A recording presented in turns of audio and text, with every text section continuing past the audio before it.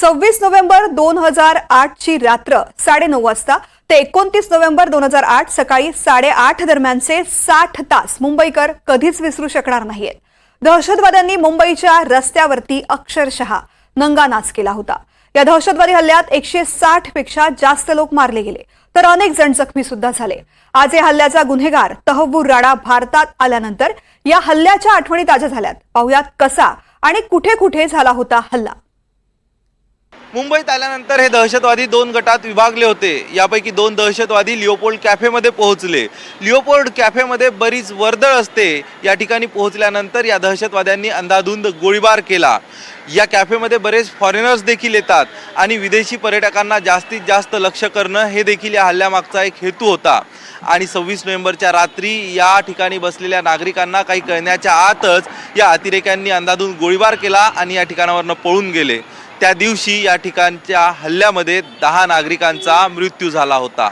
Chhatrapati Shivaji Maharaj terminus हे देशातलं सर्वाधिक वर्दळ असणारं रेल्वे स्टेशन आहे। या रेल्वे स्टेशनवर अनेक प्रवासी हजारोंच्या संख्येने दैनंदिन प्रवास एकाच वेळी करत असतात। दहशतवाद्यांनी याच रेल्वे स्टेशनवर अंधाधुंद गोळीबार केला।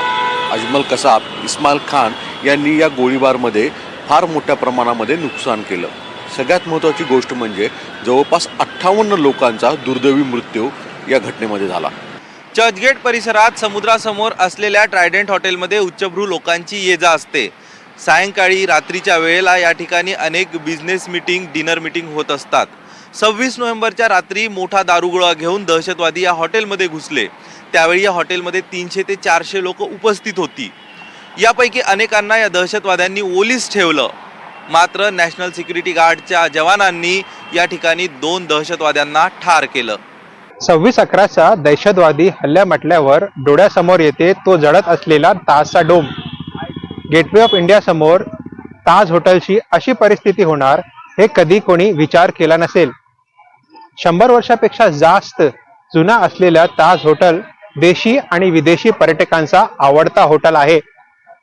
26/11च्या रात्री या हॉटेलमध्ये वेगवेगळ्या हॉलमध्ये पार्ट्या होत होत्या आणि तेव्हा दहशतवादी आतमध्ये घुसले। या दहशतवादी हल्ल्यात 31 जणांचा मृत्यू झाला आणि 4 दहशतवादी यांना ठार करण्यात आले।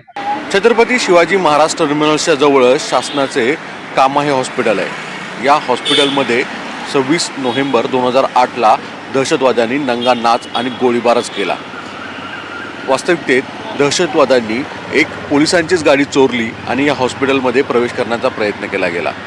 तत्कालीन ATS चीफ हेमंत करकरे, अशोक कामटे आणि विजय साळसकर हे या दहशतवाद्यांचा खात्मा करण्यासाठी इथे पोहोचले। दहशतवाद्यांनी केलेल्या अंधाधुंद गोळीबारमध्ये हे तिन्ही पोलीस अधिकारी शहीद झाले। 26/11च्या दहशतवादी हल्ल्यात दहशतवाद्यांनी नरिमन हाऊसलाही टार्गेट केलं होतं। इस्रायली लोकांच्या नरिमन हाऊसमध्ये घुसून अनेकांना दहशतवाद्यांनी ओलीस ठेवलं होतं।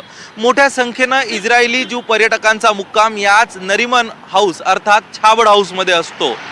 या ठिकाणी NSG कमांडो हेलिकॉप्टरच्या माध्यमातून उतरले आणि या ठिकाणच्या दहशतवाद्यांना मारण्यात NSG कमांडोंना यश आलं।